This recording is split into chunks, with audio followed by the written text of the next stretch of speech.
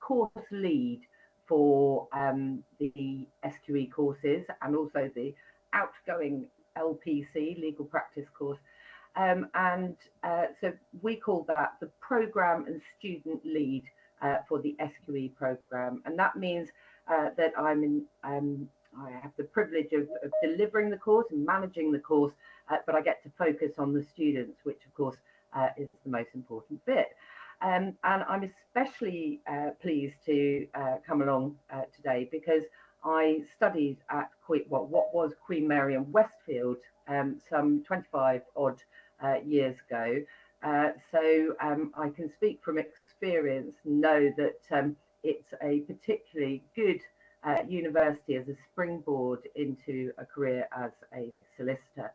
I also had the privilege of working with your law clinic and Francis Rideout as well when I worked as a clinical legal education solicitor as well. So lots of connections with Queen Mary's. But I should also say, in terms of my practice background, I studied in London. I also went on to the LPC and then trained in London, and I qualified. My specialist area is in criminal defence, but I qualified in criminal justice generally. I'm predominantly a duty solicitor. I still do a bit in practice, but I enjoy teaching and helping our up-and-coming lawyers with my work at ULaw. So that's me in a nutshell, and that's what qualifies me to be able to speak to you today about the SQE courses at the University of Law. So I'm based at the Bloomsbury campus of ULaw, but as you may or may not know, we have campuses all over, and what we're going to do is we're going to go through a bit of background about the University of Law, and we have a slide here that just provides a QR code if you are interested in hearing more about the University of Law. So we can come back to that if need be in due course, but of course $1,000,000 question is that why are we here? Not in the philosophical sense of the greater meaning of life, but why are we here, and why has the University of Law coming along to talk to you? And well, I've been delivering SQE courses since their inception. I think the University of Law does provide a particularly good preparation for the SQE, the SRAs, the Solicitors Regulation Authorities SQE exams. But there are plenty of other reasons, as you can see from this slide, as to why the University of Law is an ideal place to do that postgraduate stage. We've got numerous locations across the UK, as I just referred to. We've got fantastic employability career service who are with you from the get-go when you join. And you can see, I think my favourite point on this slide is that we all, 90% of us, come from specialised legal backgrounds. So we've been in practice, we have qualified, we know what you're going through, but we also know how exciting what it is in terms of what you're going into in terms of the profession itself. And so plenty of good reasons why ULaw is a good spot. But more importantly, back to the why are we here this afternoon. Well, what are we going to talk about? What are you going to hear from me about? So there's a couple of stages we're going to go through. We're going to have a very, very brief look at routes to practice, because really there were two, but pretty much everyone now is limited to the SQE route to practice. Of course, we're going to have a look at what the SQE regime entails. And I think I've just realised I haven't actually said what the SQE stands for. Solicitors Qualifying Examinations. And these are the examinations run by the Solicitors Regulation Authority. So if you want to aspire to qualify as a solicitor, you are required to complete their assessment. So we'll have a little bit of a look at what that entails.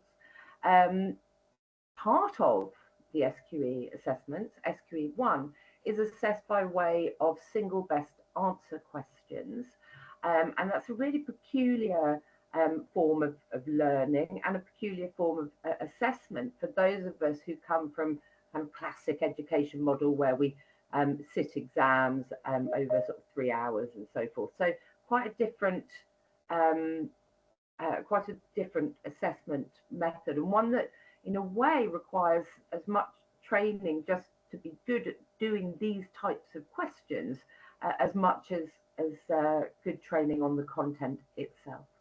A brief word about what qualifying work experience entails, and then of course we're going to be looking at the courses that are available at ULaw.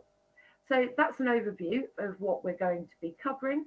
So I shall move swiftly on to what's known as the routes to practice. Okay, there are two routes to qualification, and I'm going to get the dates wrong now.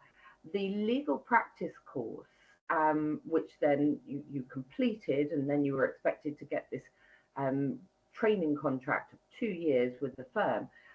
That route to practice is much reduced because it is only available to students who began studying their qualifying law degree, I believe before September 2021, but I could be wrong. Don't quote me on that. But the point is, it's some years ago. So the majority of students coming through now and looking at the route to qualification are students who can only go down the solicitor's qualifying, the solicitor's qualification exam. So qualifying exams. So what does that entail? We're still calling this the new route to qualification, but doesn't really feel like a new route to me. I think this is now the main route to qualification. And what's really different is that it doesn't technically require previous legal education or training. And so anyone can attempt the SQE assessments as long as they have a degree, so a level 6 degree or higher, or equivalent, as it were. As long as you have that, you can come in and sit the exams. But what we have noticed at ULaw, firstly, is that a lot of employers are very keen to see that prospective trainees have a qualifying law degree, the classic LLB, or a conversion course. And so from that perspective, although it's not a requirement for the SRA, it is, I think, a real advantage. And we'll see why in terms of the way in which preparation courses run as well. So the SQE 1, oh, I shall bounce back, leaping ahead of me. You'll see there you can attempt this route to qualification as long as you've got a degree. Your first step is the SQE 1. And the SQE 1 is all about functioning legal knowledge. And but what we mean by that is the combination of academic law, okay, black letter law, what we learn on the LLB or the conversion course, combined with professional practice. And so professional practice areas are what we teach, really. That's the additional knowledge that you need in order to sit the SQE 1 assessment. And so the practically speaking, to succeed at the SQE 1, you really do need a sound level of academic law, in my opinion.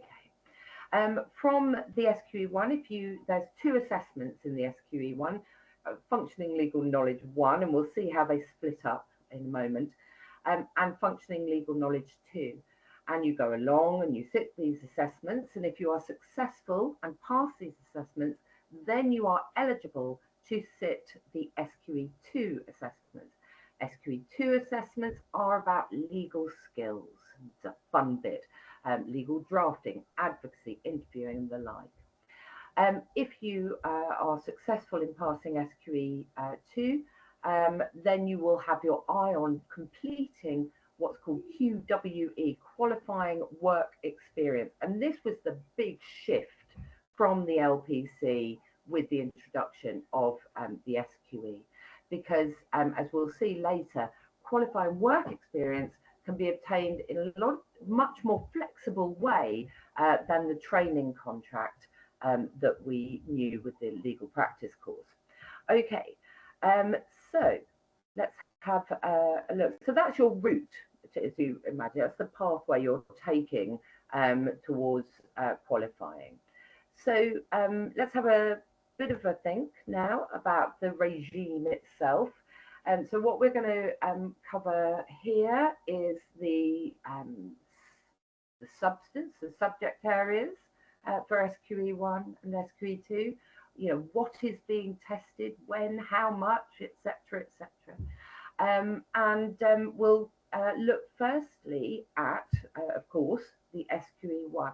This is quite a busy slide, but I did say to you we were going to talk about what functioning legal knowledge is. And I think actually the move from being a law student to being a student lawyer is a really big transition. And it is SQE1 that really prepares you to be a student lawyer as opposed to a law student. You're no longer just learning the law, you're learning how to use the law. And I think that's what's really, that's what I love about this stage of our education in the pathway to qualifying. But the question is, why did they come up with these concepts like functioning legal knowledge? But it really is, it means, you know, law in practice, law in action. How do I take my knowledge of contract law and actually use it effectively to get a result in a business context? And that's law in action, the application of law and fact. So I think it's a really great stage. And that's what I think the SQE1 preparation course, or part of our LLM even, is a really, I think, a really transformative stage. It's that kind of bridge between academic learning and professional practice. So the way in which the SRA approached it was to create this concept of functioning legal knowledge. And then because they have a very broad syllabus that they want you know, incoming solicitors to have, they broke it down into two chunks. Functioning legal knowledge 1 is, as you can see from the slide, made up of all those terrifying subjects: contract law, public law. Actually, I didn't mind public law, it's quite good. I love tort law, but there we are, that's an aside. But you'll recognise those academic law subjects from your current studies, okay, that bottom row. So functioning legal knowledge 1 is taking the academic law that you have learned and looking at it again and learning all those practice and procedural rules that apply in business law and practice. So the next one along, we see dispute resolution. And really what we're talking about here is civil litigation. And we look at that in the context of tort law. And so the FLK1, the assessment itself, will cover all of these subjects in FLK1. When you sit the FLK1 exam, you will be tested on business law and practice, contract law, dispute resolution and tort law, legal services, public law, and of course the legal system of England and Wales. FLK2, of course my preference as a criminal practitioner, starts off with criminal practice, and of course that's naturally connected to your learning of criminal law. Property practice naturally connects with land law. Wills, probate, administration of estate combines nicely with trusts. And also a requirement of the SRAs that we undertake training in solicitors' accounts.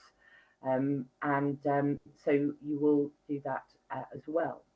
And the way in which we teach these subjects, so we will teach you the professional practice subjects, so that top row, but throughout your learning, we will be revisiting, and we provide an embedded revision plan for you to revisit and keep fresh your academic legal knowledge. So the this is a big assessment. You'll also notice at the bottom there, ethics and professional conduct. Of course, solicitors are bound by professional conduct rules and ethics.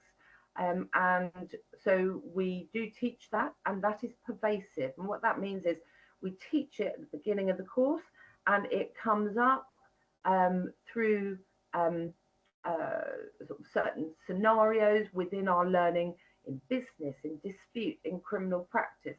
So ethics and professional conduct are what are called pervasive subjects. And so you won't get a kind of very strict question on ethics in your SRA assessment. You'll get it in the context of one of these. So you have to be live to that. And that's what we mean when we say that ethics and professional conduct are pervasive. So yeah, as I say, it is a real advantage to have academic law under your belt before you start SQE1 preparation. We do not reteach the academic law. We expect students to have that level of prior knowledge, either from their degree, conversion course. We've also got another course called the SQE Law Essentials, but there we are. So the position for, or rather the assessments for SQE1 are long. So big assessments. They are assessed by way of these cryptic single best answer questions. And so right at the beginning, everyone said, hang on, those are multiple choice questions. This is dumbing down of the assessment. And it's actually quite the opposite. And we're going to look at some single best answer questions, but they're questions where technically all the answers could be correct. And that just tells you right from the get-go how tricky it can be. But you will undertake for the assessments 360 questions in total. And those assessments run over 2 days. So if we were taking the assessments this week, you might have FLK1 on a Monday, you would attend the centre, and for the morning session, you would undertake 90 single best answer questions. After a short break, you come back in the afternoon and you sit the remaining 90 questions for FLK1. And so that's 180 questions in 1 day. The second day will be your FLK2, and again, you attend that morning session, sit the morning session, 90 questions, short break, back in the afternoon, 90 questions again. 180 each day, 360 in total. And so the total assessment time is 10 hours, 12 minutes. And some bright spark has worked out that that is 1.7 minutes per question on average. But of course, exam technique is really important because there'll be some questions that are short and some that are longer. And so one of the things we've really focused on is actually looking at how you develop your technique for answering these types of questions. So we've had some results from the January 24 sitting, I think even the July 24 sitting now. And you may or may not be aware, but the pass rates generally over the past 5 years, 4.5 years, 4 years, have kind of fluctuated around 50–55% of people who sit will pass. It is a tough assessment. However, at ULaw so far, our rates have been slightly higher than this. I think, look back to January 2024, around 78% of our students passed, which was contrasted with 59% of the national average. So, we've got, the SQE1 is tough, but if you do the work and you focus and you're committed, I think, it is a manageable feast. Okay, so I think that's really all I want to say around the SQE1 for now. I think the headlines that you take away is that what's being assessed in SQE1 is this functioning legal knowledge. That in doing a preparation course for SQE1, you'll be introduced to all of these fascinating practice areas, and you'll be revising and refreshing your academic law. And then when you sit those assessments, you will have these intense 2 days of answering single best answer questions. So that's it in a nutshell, as far as a nutshell goes. The exams for SQE1, there are only 2 sittings a year. So those are in January and July.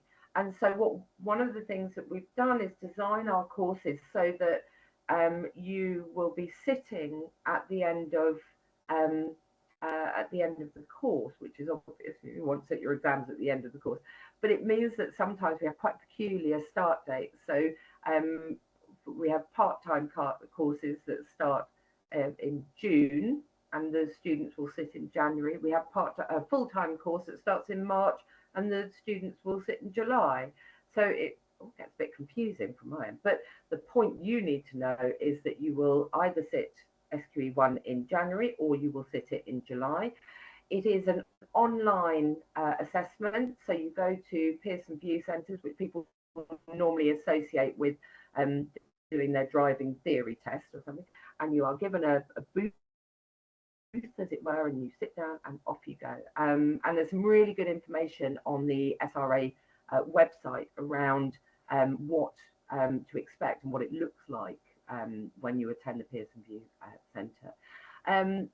SQE2, there are, notably more. There are 4 sittings. So we've actually got students who are currently sitting SQE2, it's always a bit odd with SQE2 sittings because they call it the January sit, but it starts on the 29th of January. So really, and it goes right into February. So I always think of it as the February sit. The April sittings very often happen in May. So it's a bit funny like that. But the point is there's 4 opportunities in a year to sit. As you'll see at the top of the slide, the exams and their fees are completely independent from whatever training provider you choose to study with. And so any SEN reasonable adjustments you may be entitled to must be sought through the SRA. You cannot sit SQE2 until you have sat and passed SQE1. And the other big thing to be aware of is that there are 3 attempts at these assessments. If you are unsuccessful on a 3rd attempt at any one of these assessments, then that means that you're unable to attempt again for 6 years. So the fees are laid out there at the bottom. Those are the correct at the, I think, as of today, but they do tend to fluctuate. So it's something to keep an eye on as well. I think that's about it really on the assessments and the assessments days. I can't think there's much more. SQE1 is fantastic. You sit SQE1 practically anywhere in the world. Unfortunately, SQE2, your locations are somewhat limited. I've had people sit SQE1 in Athens, Geneva, South Africa, but unfortunately they all had to come back and do SQE2 in either Cardiff, London, Manchester or Birmingham. 2 lovely places, I shouldn't say it like that. But the SQE2 is quite a different beast. So let's have a quick look at what the SQE2 entails. Having learned all this fantastic functioning legal knowledge, you then go on to study SQE2, which is all about the legal skills that you need to be in practice. So we do interviewing, advocacy, legal research, legal writing, legal drafting, and all of those fairly obvious and straightforward. But one of the additions, which wasn't in the legal practice course, is case and matter analysis. And I think it's a really great addition because it really helps us to think about how we break down a client's problem, how we identify legal issues, how we then undertake the relevant legal research in order to advise and formulate our advice for our clients. So SQE2, you'll see 6 skills. 2 of those are oral skills, interviewing and advocacy. There are 4 assessments in the oral skills, so 2 interviews that you will undertake and 2 advocacy submissions. There are 3 assessments for each of the other skills. And so that is a total of 16 practical exercises. So 4 oral skills assessments, 12 written skills assessments, but they make up 1 overall assessment. Okay, so I do enjoy the SQE2 because it's very interactive, really good fun to teach. But also you really see skills are based on practice, and you really do see results very quickly when you are practicing these skills and undertaking the exercises and tasks that we set. So you will have that opportunity to develop all 6 of these practical legal skills in order to be ready for practice.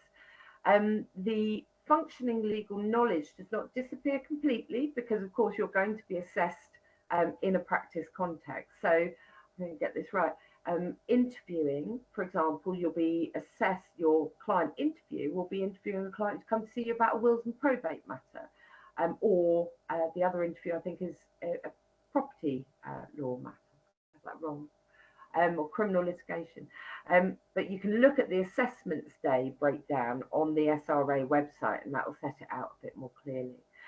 The point of me telling you this is that the FLK is slightly reduced. You'll see that we now only have 5 areas of sort of practice contexts in which these skills are assessed. It's a little bit reduced, but it still represents 50% of each of those 16 assessments. So, and again, just in case you didn't realise, ethics, as always, is pervasive. So you may have a conduct issue arise. So these assessments are spread over a number of weeks.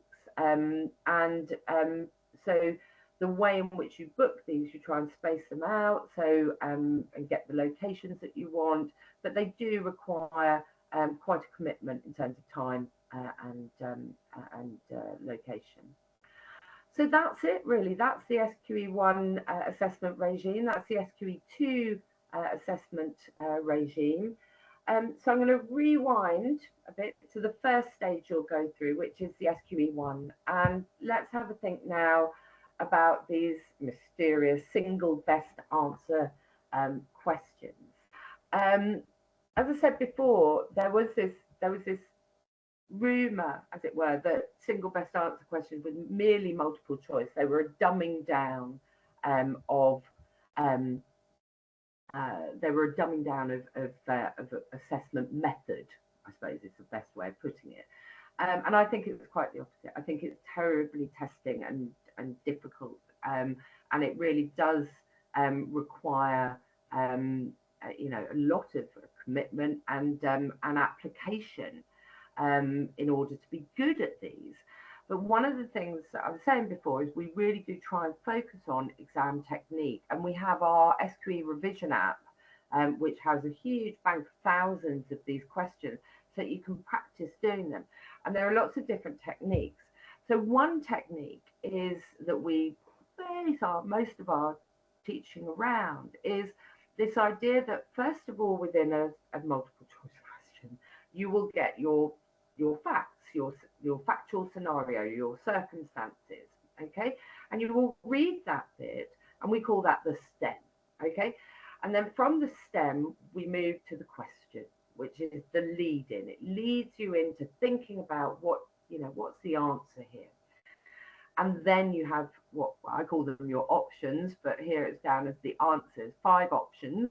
We've got that the wrong way around. And as I said before, and you can see on the slide, more than one could technically be correct. So I had quite a fun time at the beginning of teaching SQE1 criminal practice, because I thought, I'm not going to look at these questions, I'm going to do them fresh with the students. and I got a couple wrong, just a couple.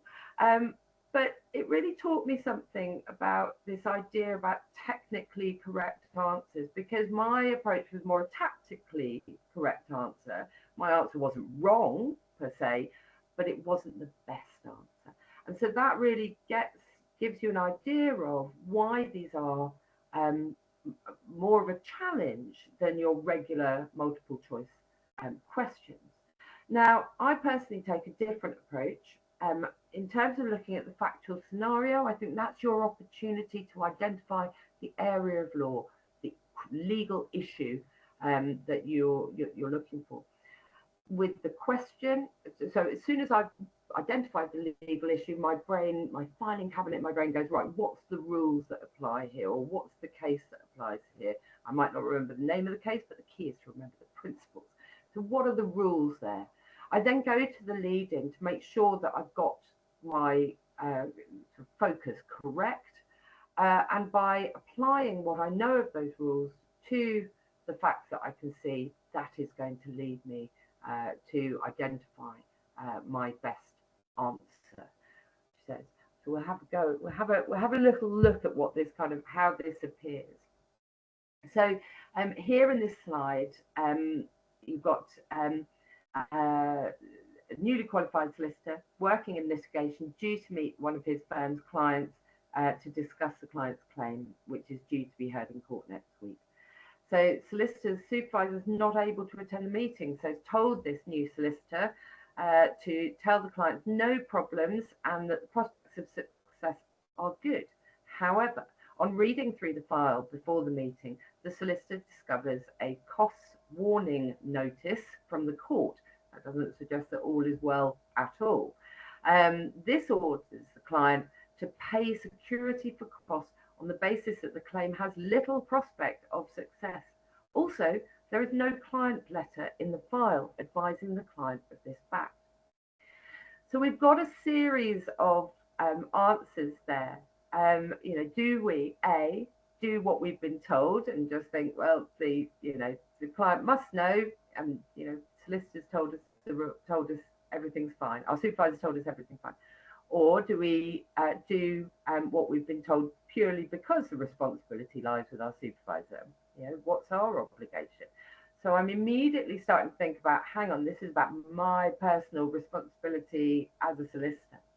Do I cancel the meeting, explaining to the client the supervisor can't meet him because of unforeseen events? Is that true? Not really. Or do we attend the meeting and tell the client that the prospects of success are not good, and insist that the client settles or withdraw the claim immediately?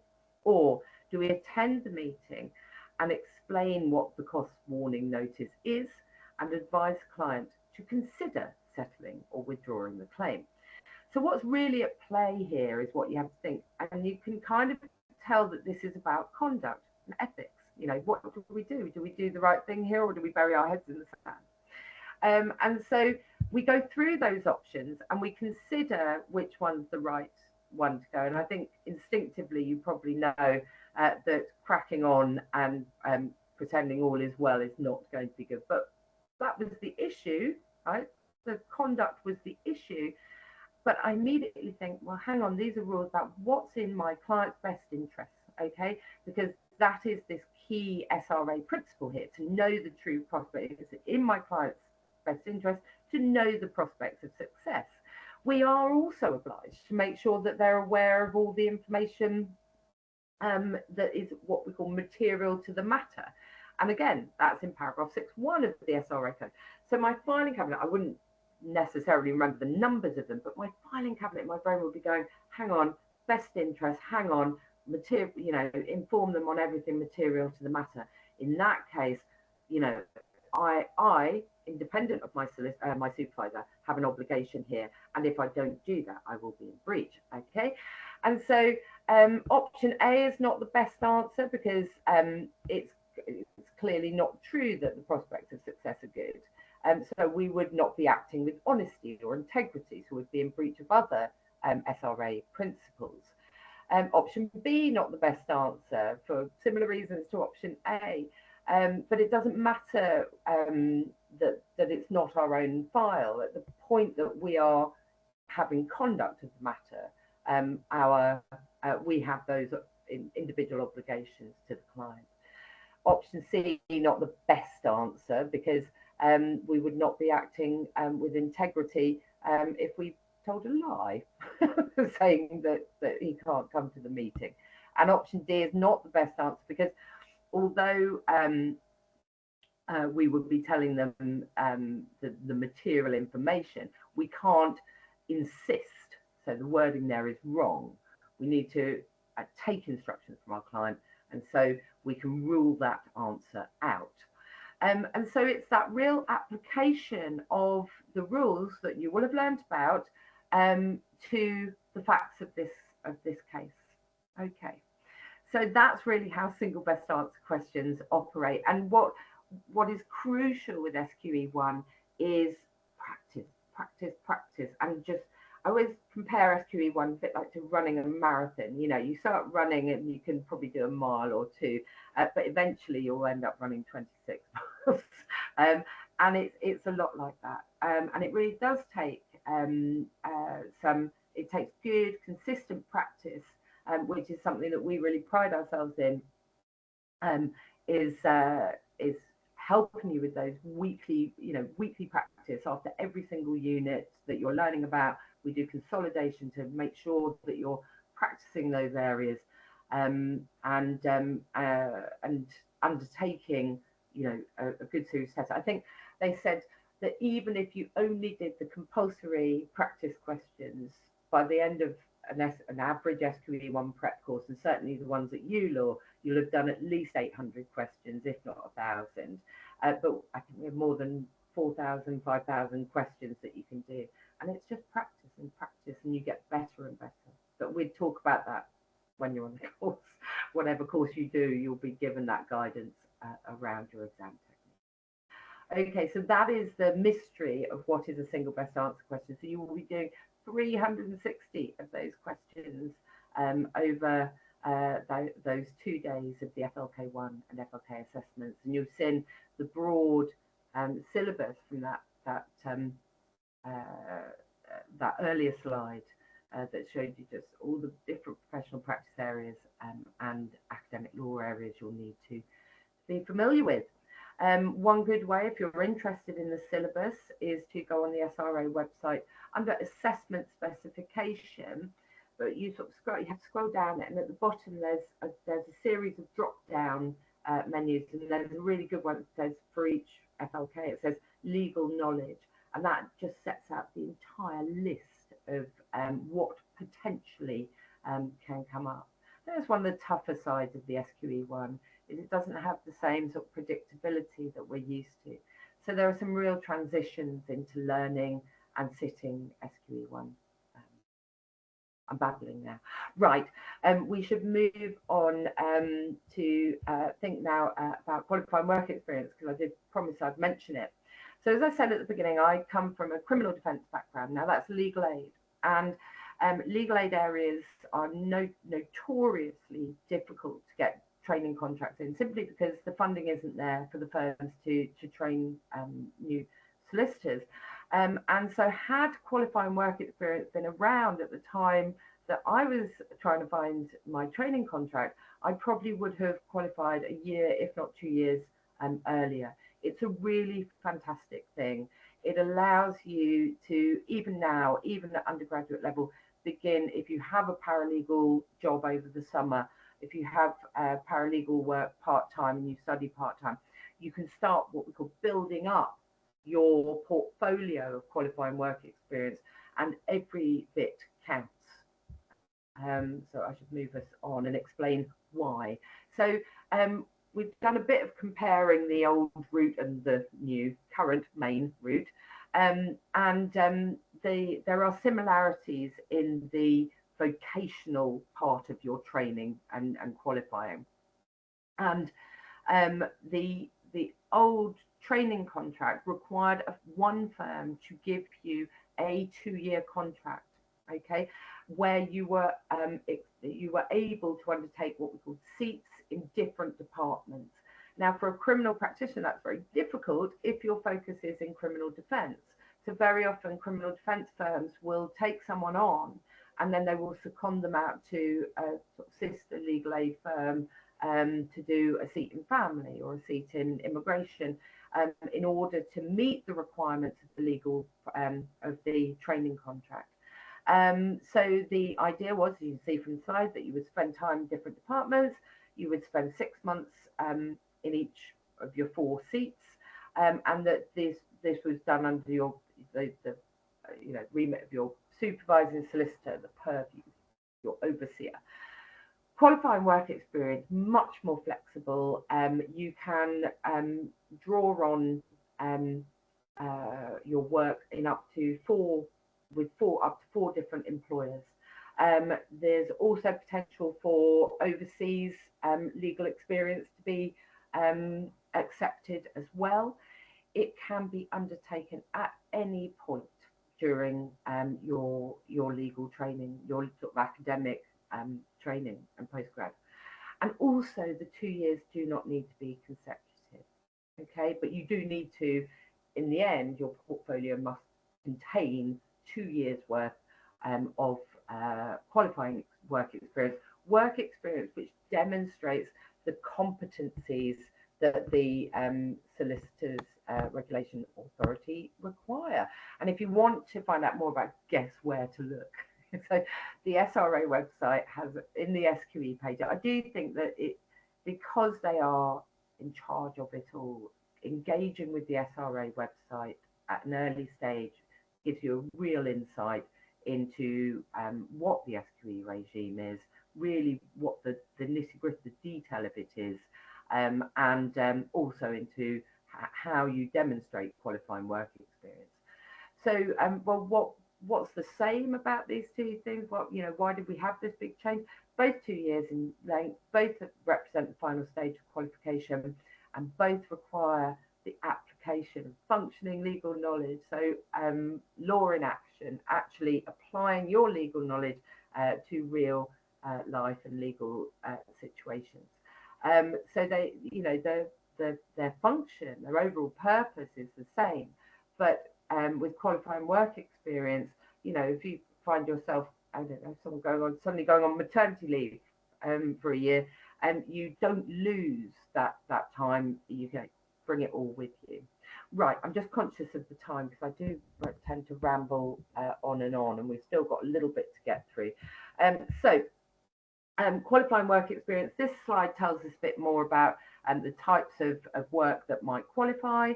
You see some paralegal work, even some volunteering work. So I had students who had done volunteering with a prison charity, good example, working in a law clinic. So some law clinics, some university law clinics, or some external charitable law clinics do sign off on qualifying work experience, not all. The SRA's, the real headline and takeaway about qualifying work experience is that it must involve, the work must involve providing legal services. Okay, it's this idea of meeting these competencies that the SRA require. This idea, you're interacting with clients, you get an opportunity to see how solicitors work in practice, you can consider the ethical challenges, but the real key is all about this statement of solicitor competence. And as long as you are meeting the competencies within that, then you have, hit the target in terms of qualifying work experience. Where can it be done? What are the timeframes? Firms, law clinics, as we said, no minimum length of time or placement. It's meant to be kind of quite a common sense approach. I think solicitors are still discovering, and employers are still discovering how much of a benefit this is, and how much of their work does actually amount to qualifying work experience. So the signing off of qualifying work experience must be done by compliance officer and solicitor at the organisation. where you've worked. So it's really important to be keeping good record. There are some template logs for qualifying work experience out there. Okay, so that's it. That's the SQE regime. And now a brief talk about the ULAW SQE course. Now I've mentioned how we teach throughout our discussion of the SQE regime. But what about and I also mentioned how we have some rather odd start dates and so forth, but how long are the courses? Who, what, how, where, when? Well, we have SQE1 preparation courses that people can come along who just want to do the SQE1 for now. We have a standalone course for SQE2 preparation as well. So there's a lot of people who've done the LPC who are exempt, or overseas lawyers who are exempt from certain things, who just want to do one or the other. And so you can do those courses at any time. But my sort of pride and joy is the LLM, the Masters in Legal Practice, SQE 1 and 2. So you can either undertake short exam preparation courses, or you can do those two courses alongside a third section of the Masters called SQE Plus. Because the great loss in the legal practice course was the moment that you chose your elective. What do I want? What areas of legal practice do I want to study?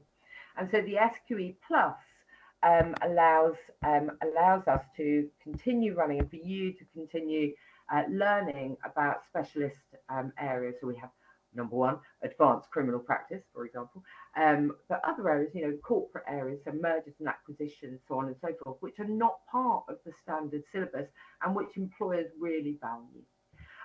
So that's how, those are the courses that are available. We have SQE1 alone, SQE2 alone, or our LLM, which covers all of them.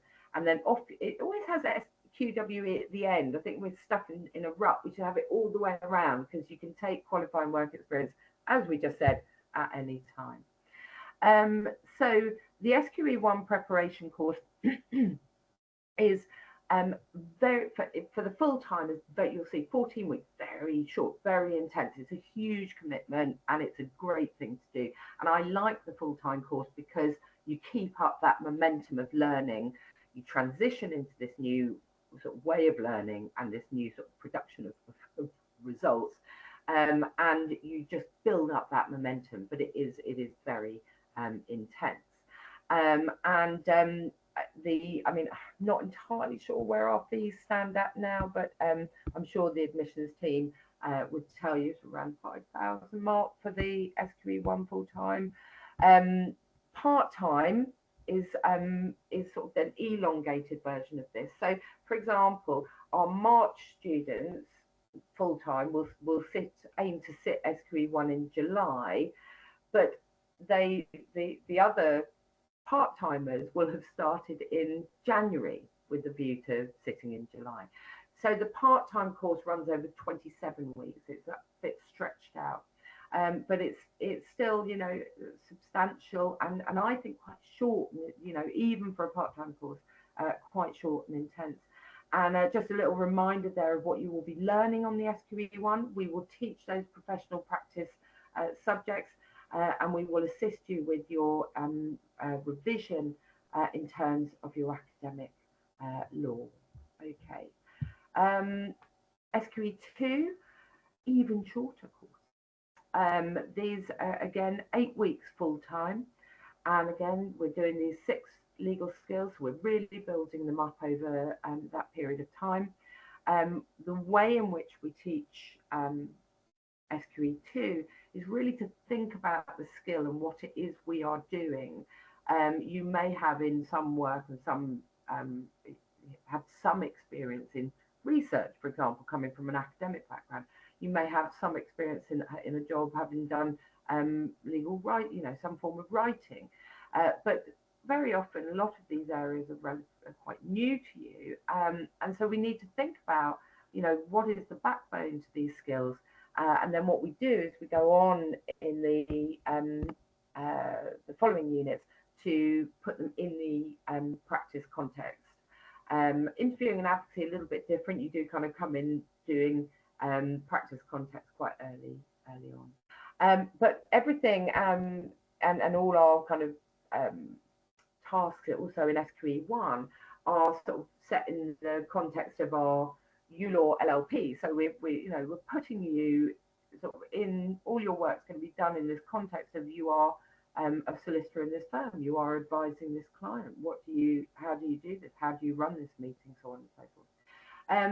We will carry on in the SQE2 by using the SQE Revision Act to keep our functioning legal knowledge fresh. We provide lots of other materials. We have a thing called the workbook that allows us to look at those practice contexts in some more detail. So yeah, those are the courses. I'll just quickly skim through another. Oh, SQE Plus. So this is what I was bubbling about before. These are our, this is the LLM, the value added that you need, and why doing the SQE in a master's context is really good, because you're going to get that exposure to areas that are very different. And the way in which we do this, we no longer call them electives, we call them key practice areas. And so everyone will have to do 3 key practice areas, and then you have some additional modules as well that you will do in the context of your key practice areas. So, for example, one of my key practice areas would have been advanced criminal, and I probably would have done my preparation for practice and my additional content in the criminal context as well. But as you can see, we have a variety of sort of pathways, as it were, corporate modules, commercial modules, and then private client with the jewel in the crown there of advanced criminal. Not that I'm trying to advocate for advanced criminal. You wouldn't have thought so, would you? Here we've got a little bit more information around the additional modules in the SQE Plus. Really, the preparation practice is looking at what's it like to be in practice in that key practice area. And then business of law is for those who are really interested in sort of innovation technology and sort of how AI going to pan out for legal project management and so on. So some really interesting material within there. Or you can take a dissertation route with our research report. So applications. Applications are through LawCab. There's some information around the fees there, but I would say I defer to our lovely admissions team as to what things stand at currently. Just a quick word, because I hadn't realised the time, I do babble on. We've talked about how the SRA assessments are centralised, they are run by the SRA. Those are completely independent. However, if students take the LLM route, in order to progress through that master's, we do have internal University of Law assessments. So that's just a little note, really, just a sort of end note there, just to distinguish between the two. Now, I promised that I wouldn't talk for an hour in order to have time for questions, so I'm perfectly happy to stay on. I don't know if anyone else is, for another 10 minutes. If you have any questions and you have to leave now, there's always other ways to ask. I'm sure you can catch up with Lydia. My colleague Rose can also help. But there's all manner of ways to find us on the web, and as you can see there. So any questions, do ask. And there's our keep in touch slide again. So that's it really from me.